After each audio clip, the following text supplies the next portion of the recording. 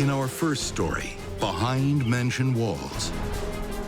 He's going to break me. He's going to spend all of my money. Insatiable greed has an explosive end.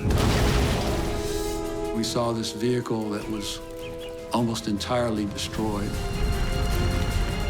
And the death of a wealthy father reveals a sordid secret life. They discovered a list of prostitutes' names. The most shocking part of this entire story is that a father and a son come to this end. Money can do bad things to people, inside and outside. I'm Christopher Mason. It can take generations to build a vast family fortune, and only one to tear it all down. Every prosperous parent fears the curse of the wayward son.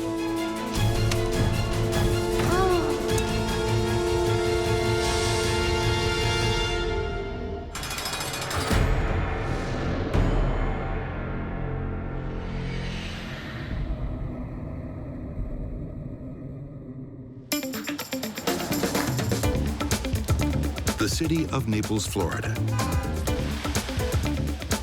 You don't have to be rich to live here. But if you're not, you're probably cleaning a rich person's house. Naples, Florida is considered one of the most thickly populated places in the United States of millionaires. It's a place where the very wealthy congregate. It's a luxurious world of manicured mansions, hired help, and recreational sports for the idle rich. It's expensive to live here, or especially live at a country club where you have golf. Golf is a very expensive thing. So, who are the millionaires of Naples? Retired executives, big shots who worked hard all their lives to buy a sprawling mansion in the sun and plan to spend their golden years playing golf and tennis. Life in Naples seems picture perfect. That is all about to change. I was driving home, and all of a sudden an announcement came over the radio. Anna Kirkendall remembers the day she lost close family friends. In the strangest circumstances.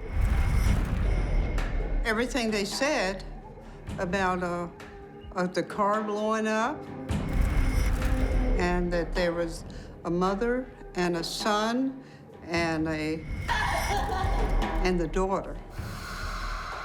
And it had to be them. I mean, that's all I could think of. It has to be the Bensons.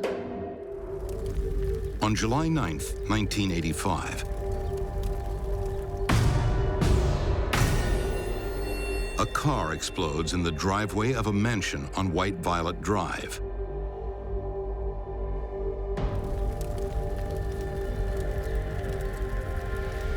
The car looked like someone had taken a can opener and opened the top of the vehicle after the explosion.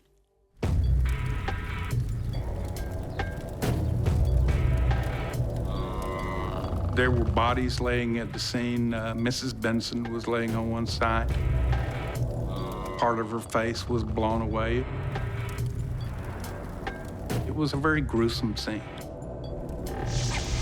Margaret Benson, age 63, is killed instantly. So is her youngest son, Scott, just 21. Her daughter, 40-year-old Carol Lynn, clings to life with horrific burns. I've just lost my best friend, a young man that I had raised since he was, he was 11 or 12 years old, and I cared deeply for Scott. There's another survivor. One member of the family wasn't in the car when it exploded. The eldest Benson son, Stephen. When we arrived, Stephen was sitting on the front steps, smoking a cigarette. Detective George Nowicki was at the house that day. George has seen it all. But to him, this crime scene looks different. We saw this vehicle that was almost entirely destroyed. All the metal was blasted down, so it was obvious that whatever exploded was inside the vehicle. We theorized that there had been two separate devices. The Benson family has almost been destroyed by a bombing. A violent end to a wealthy dynasty.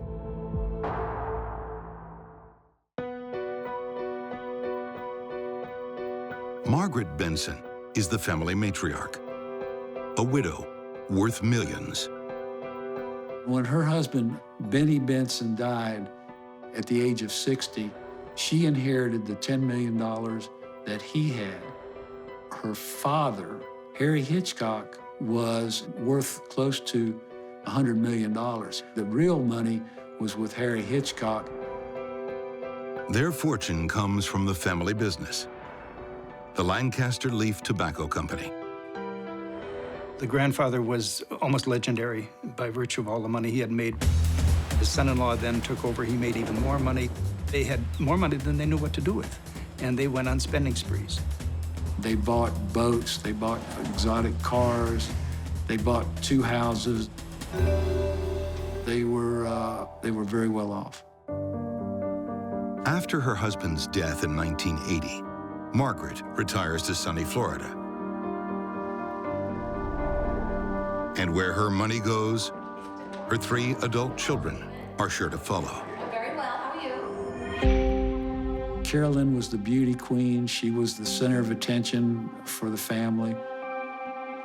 Now a divorced mother of 2, Carol Lynn still turns heads at society gatherings.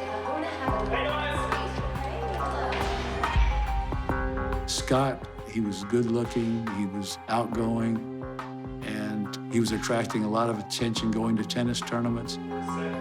And even more attention from his habits. Chasing girls, crashing expensive sports cars, and snorting cocaine.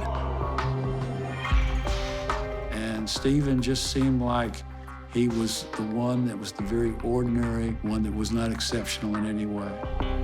Stephen is married with 3 kids. A nerdy electronics whiz with a string of failed businesses behind him. Stephen was a spoiled, young, rich kid who was given too much, and when he didn't do properly, he was not disciplined. All 3 of the Benson children have grown up spoiled rotten. I mean, how spoiled was Stephen? At the age of 10, for a birthday present, he was given an 18-foot inboard motorboat. Carol Lynn, a few years later, was given, for her 16th birthday, a brand new red Ford Sunliner convertible. So who wants a wealthy, slightly mixed-up family blown off the map? When somebody's killed with a bomb, it's usually for political reasons or for organized crime type reasons. Turns out, there may be a link to the Florida underworld. Scott Benson, the tennis player, is a rich kid with rich tastes in parties, ladies, and drugs.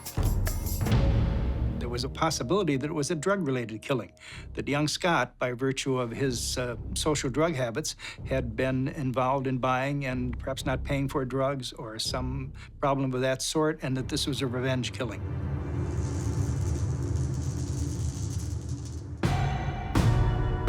When that theory becomes a dead end, police turn to surviving witnesses. Carol Lynn is in critical condition, too severely burned to speak. So investigators focus their attention on the other survivor, her brother Stephen. He said that he was crossing right in front of the vehicle and just right in front of the windshield when the bomb went off. So let's get this straight. He was crossing right in front of the car, but he didn't suffer a scratch? Detectives find his lucky escape quite perplexing. They soon discover that Stephen Benson is a very odd man. For weeks after the crime, he drove around in his van that had flesh and blood on the side of the van from the explosion. It had to be his mother's flesh and blood. He didn't even bother to wash it off. They can't lock you up for baffling behavior. But when it comes to uncovering the secrets of the rich, there is one rule of thumb. Follow the money. We discovered that Margaret had been financing the activities of Stephen Benson for some time. It appeared monies that she had been giving him and from the businesses that she had funded were being used basically by Stephen as his own private bank account. Stephen is quietly swindling his own mother to fund his hapless business ventures to the tune of $2 million. She left town with strict instructions to take care of some bills with signed checks she left him. Bills should have been $2,000 to $3,000. He writes checks to himself instead for $50,000 to $75,000. But why would Stephen want to kill the golden goose? The answer lies in the simple, deadly math of inheritance. If everyone had died, he would inherit all of Margaret's $10 million.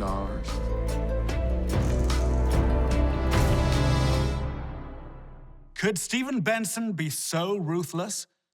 Only one person can answer that. His sister, Carol Lynn, clinging to life in the hospital. 3 weeks after the explosion, she can finally talk. So, what kind of story does she have to tell? Help me! She recalled making eye contact with him. She wondered why he wasn't coming to help her.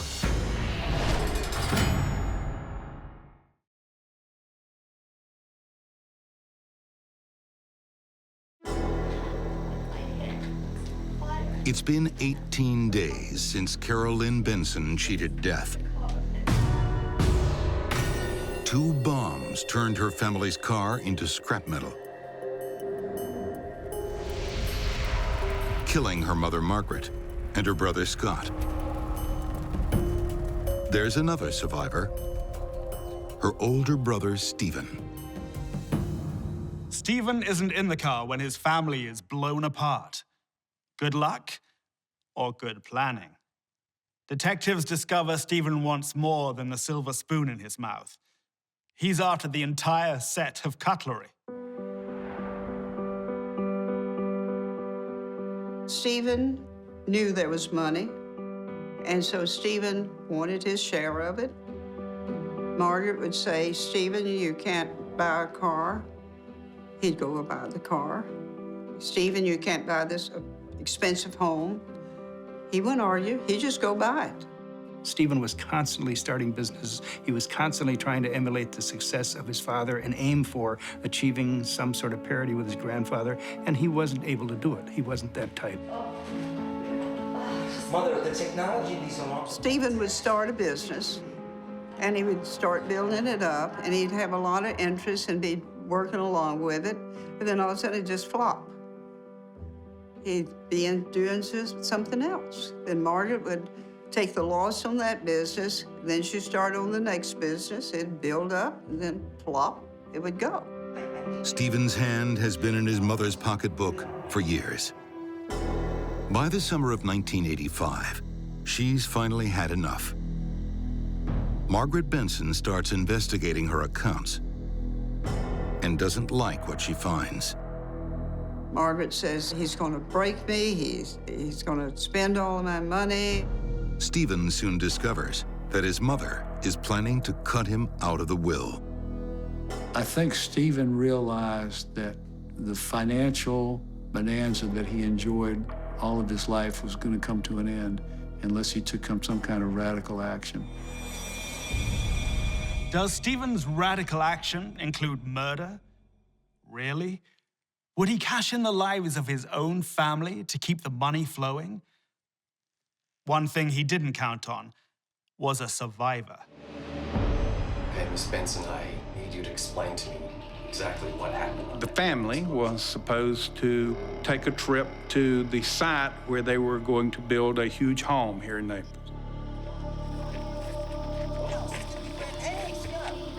Why don't you drive? Stephen began placing everyone in the vehicle in particular locations. Come on, Stephen, you're being silly. He doesn't drive. According to Carol Lynn, Margaret was sitting in the right front seat, and she thought it was very strange because Margaret usually likes to ride in the back. I can't wait to see you. Scott was sitting behind the steering wheel. What the hell's going on? Normally, Stephen would be driving. Are you kidding me? Come on, Carol, let's go. Come on. Carol Lynn realized that it was just a short trip. It's okay. What's wrong with you? I'm looking forward to She thought it was very strange. Carol Lynn says that just before the family leaves, I'll be back. Give me 1 second. Stephen forgets something and rushes back to the house. Well, what is this about? Oh, it is so infuriating. He knows I get car sick. I don't know. This is ridiculous.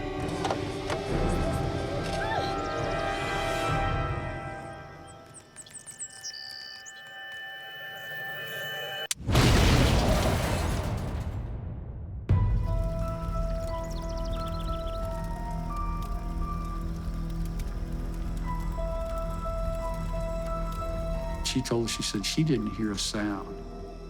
She said she just saw this huge ball of orange mass coming at her. She could not hear anything, and it was just engulfing her.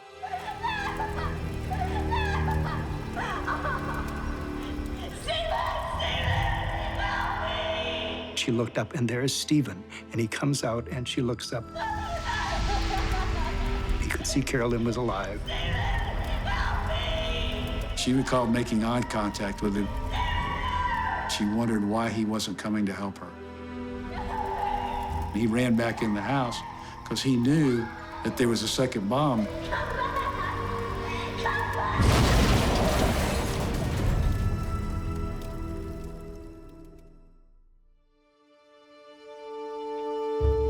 Carol Lynn's revelations make it very clear. Stephen Benson is now the prime suspect. But police need some hard evidence.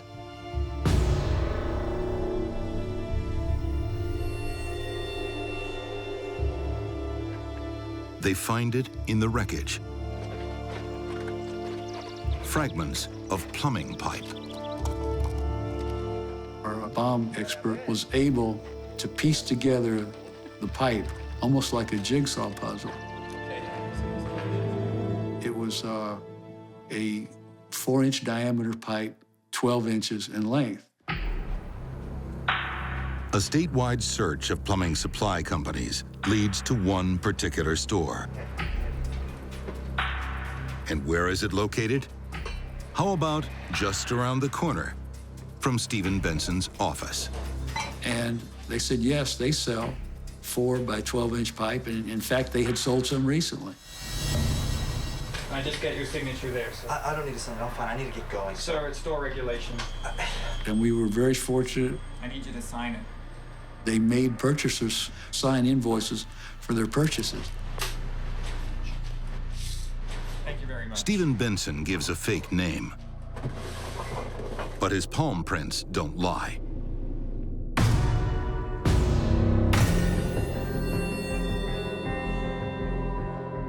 I looked at the two documents side by side, and even somebody who is not a fingerprint expert could look at the two sets of prints and say, it has to be him. One more piece of evidence helps detectives complete the puzzle. As a teenager in high school, he had experimented with small explosive devices contained in small tubing. With his electronics background and his explosives background, it was a natural choice to accomplish the murders. Police now have the eyewitness, the evidence, and the motive. That is what's going on. They arrest Stephen Benson and charge him with murder.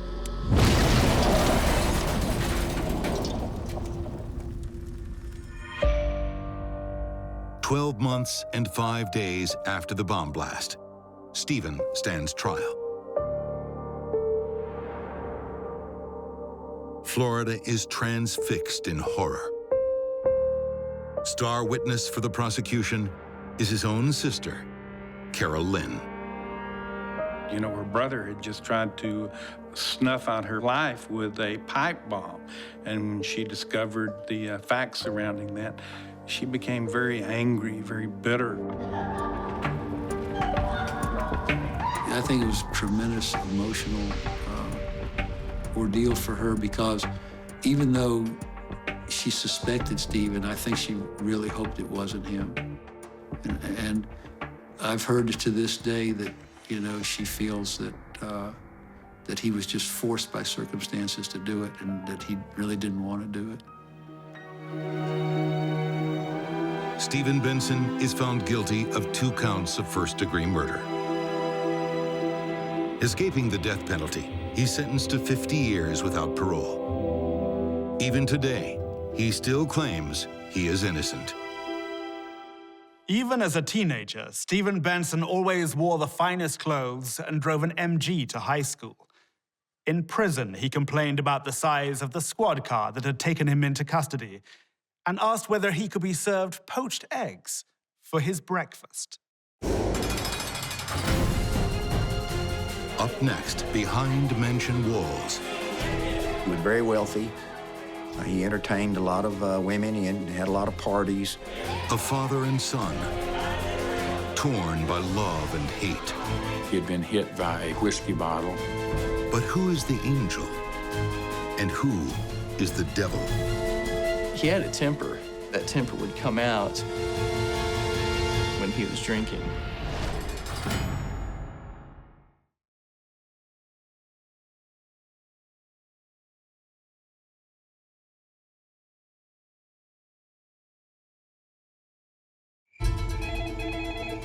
The airplane pilot called. He was waiting for him at the airport to take him to the Monday night football game to watch the Cowboys. And we knew if he didn't show up for that, something was terribly wrong. We got a call from law enforcement. They had found a deceased person's body in a home in Horseshoe Bay. When the well-to-do are murdered, it tends to attract a lot of attention.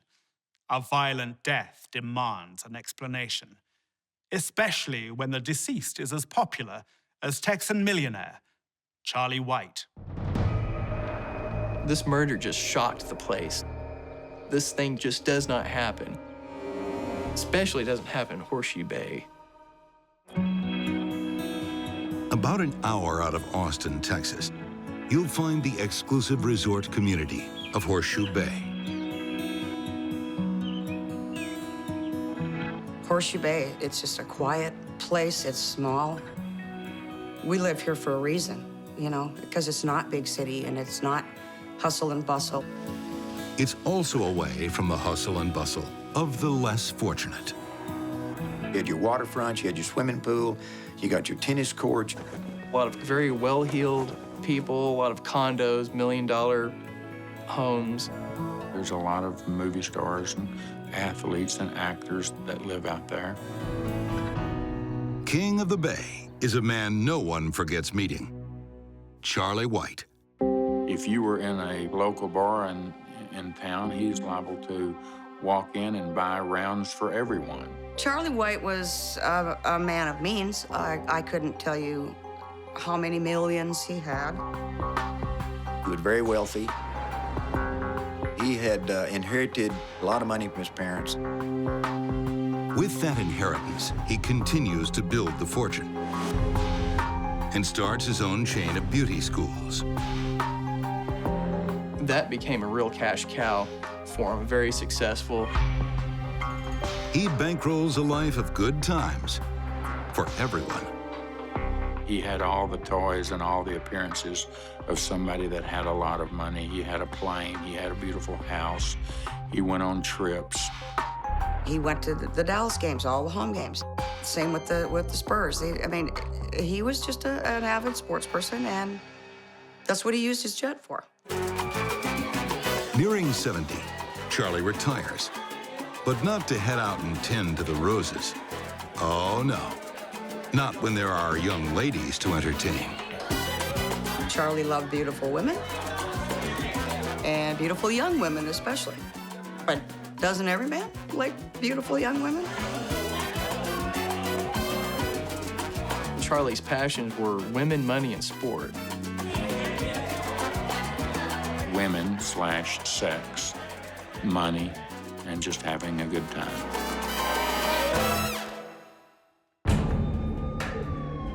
Now, the party is over.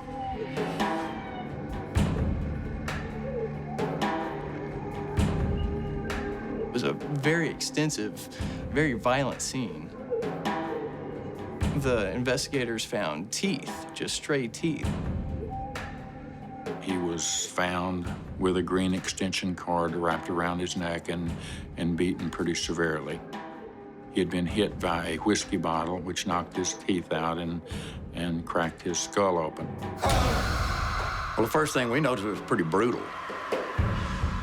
District Attorney Sam Oatman is called to the crime scene. It wasn't robbery, it wasn't anything where someone had broken into the house.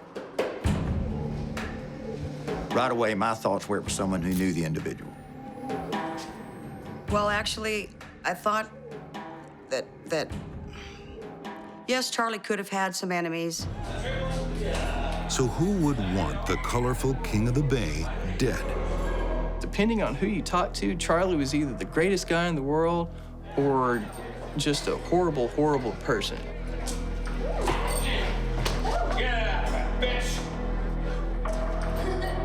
Charlie had a temper, and apparently that temper would come out when he was drinking. And Charlie's young girlfriends, many of them are being paid by the hour. One thing that they discovered in the home was a list of prostitutes' names. A list of names. Busty Dolores. It also had these really colorful descriptors for them. Bondage Butter. Physical attributes and characteristics, and pet names, nicknames, things like that. Thousands of them. They thought, well, maybe a prostitute or somebody involved in prostitution had done this to him for some reason. The great pirates of the Caribbean in the 17th century had a saying, "Dead men tell no tales." But they'd never encountered a dead man with a pacemaker. Through the examination of the pacemaker after the autopsy, they could actually pinpoint the exact time of his death. So the investigators were looking into who he was with that day, around that time. Well, there we here. Charlie White died at 9:38 p.m.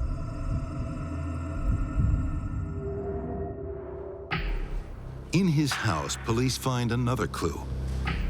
A receipt from a visit to a local mall just 2 hours earlier. A mall with security cameras in its parking lot. They also had a piece of CCTV footage of him in a car in a parking lot with an unidentified man.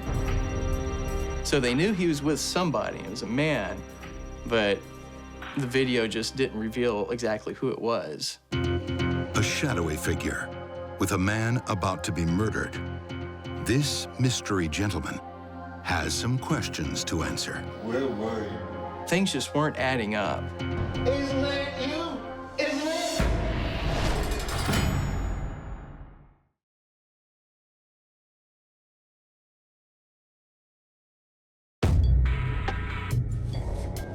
When millionaire playboy Charlie White is found brutally murdered, it shocks the wealthy enclave of Horseshoe Bay, Texas. Never saw Charlie lift a hand to anyone. No, that wasn't his style. He could yell at you, but, I mean, that'd be it. Carol Noble was a good friend of Charlie White, with fond memories of the exuberant millionaire. He loved Sherry's money. Many times we went out to dinner together and he would want to pick up the tab. Others in town aren't so sure about the big-spending, big-talking Texan. Very few of them said, well, he's a good guy, but he had a temper. Lots of people were either for him or against him. He had a lot of friends in the community, but there were definitely people that he had run-ins with. Yeah, Benson. Charlie's, he's an enigma. I mean, he's hard to pin down. If you saw him in public on the surface, you would have thought, man, what a great guy. He's having a good time and he's picking up the tab for it. But if you talk to his family, most family members, you would readily agree that there was a dark side to Charlie White Sr. He had 5 kids, and most of them had a tragic story to go with their life. The wealthier Charlie got, the more he lost. Charlie's wife left him in 1975. Then his 11-year-old daughter was hit by a car and eventually died. His son Lance killed himself with a shotgun. Another son, Ronnie, disowned the family and lives as a recluse in the California desert. And then there's the youngest son, Darren. Darren was a chip off the old block. He was a ski instructor. He was a handsome young man. Charlie White Sr. relied on Darren's good looks and good personality to pick up good-looking women.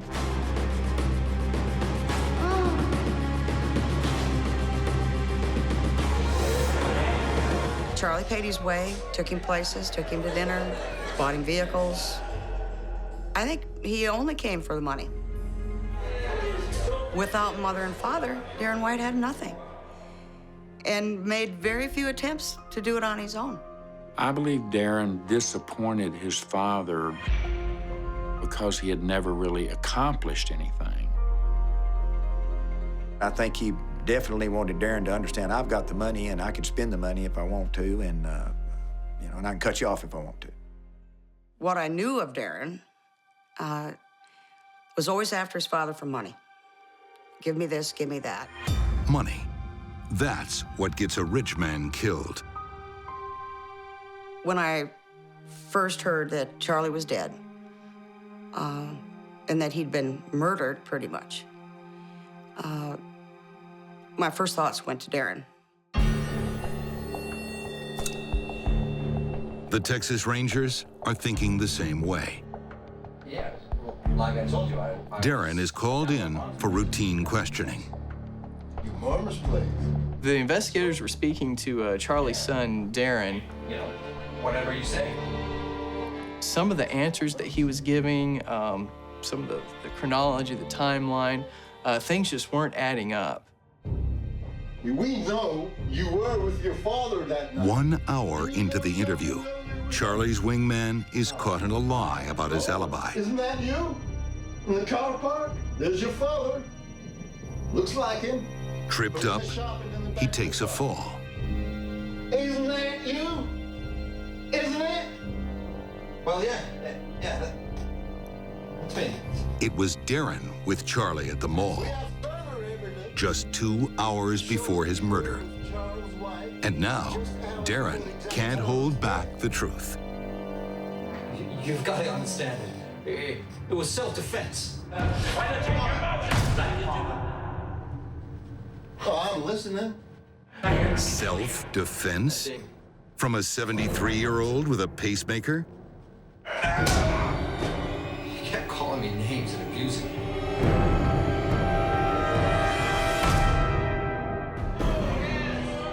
It seems Charlie White never was much of a family man. I think the relationship was very demeaning for Darren. Charlie White would call him things like a dumbass, a loser, a failure, those kinds of things in front of his friends. And usually it was followed by a pop on the back of the head or a drink over the top of your head.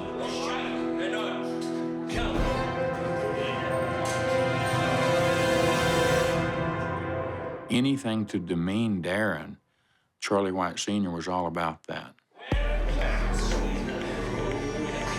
Some people say that Charlie had it coming, that he just pushed too far and somebody pushed back.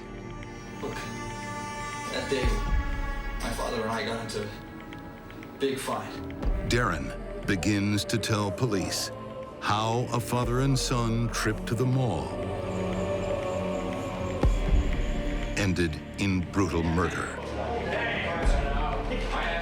Darren claimed that the last night that he and his father were together, they got into a real big fight that lasted all evening. They went home, and when they started to unload the groceries, it sort of erupted into a physical altercation. Charlie started throwing groceries and started throwing things at Darren, and it pretty much escalated. You're just like your mother, Darren. Charlie White ran to the cabinet where they kept a shotgun. I'm gonna kill you. That's when Darren said that he felt threatened and scared and panicked.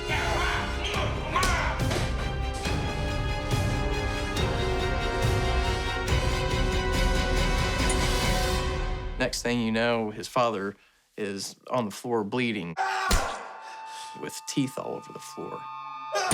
Darren admitted to bludgeoning him to death with a whiskey bottle and then tying an electric cord around his neck and then around his feet. A brutal fight to the death. Father and son, him or me. Plausible, possible, but true? Didn't look like it was a two-way fight. The story wasn't adding up on that point.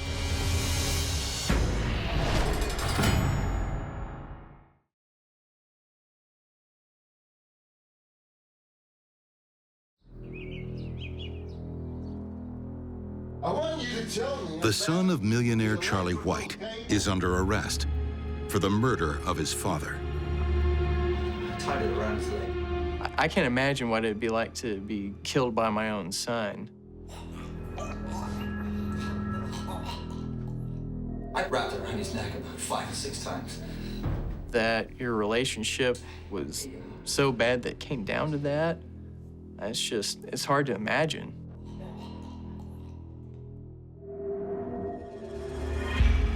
Darren White says it was self-defense, a fight to the death. The evidence says something else. Darren specifically said that his father started throwing groceries at him as the fight escalated, throwing canned goods. Well, the crime scene showed all the groceries stacked up on the counters. Nothing was thrown, nothing was amiss. Okay, let's take a look. Detectives think the truth is written right on Darren's body. So the investigators took photos of Darren. They had him stripped to the waist, and they took pictures of his fingernails, of his knuckles.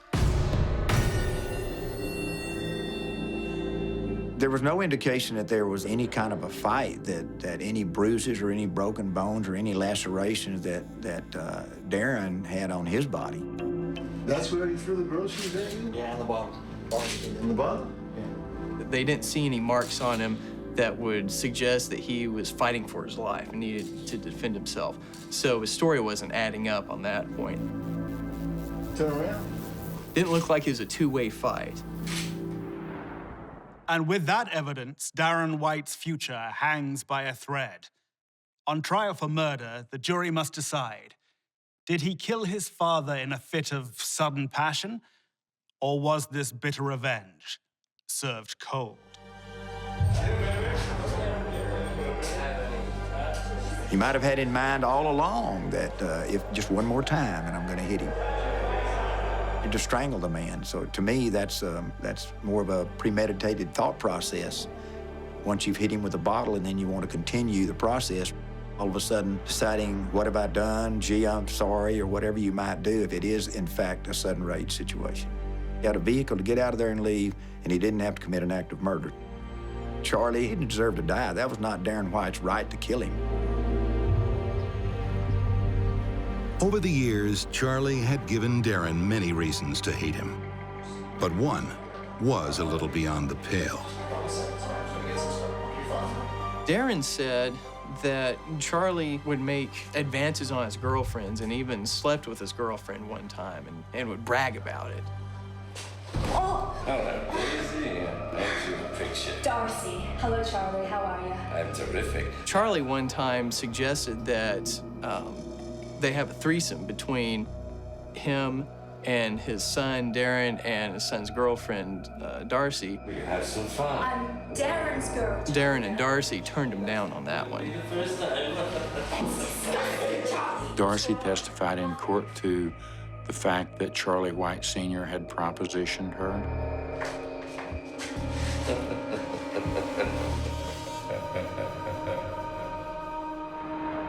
She has another story. The first time Charlie meets Darcy's father, he makes an offer of friendship. Would he perhaps enjoy the services of one of Charlie's prostitutes? Charlie's treat. Darcy's father is horrified and rejects the offer.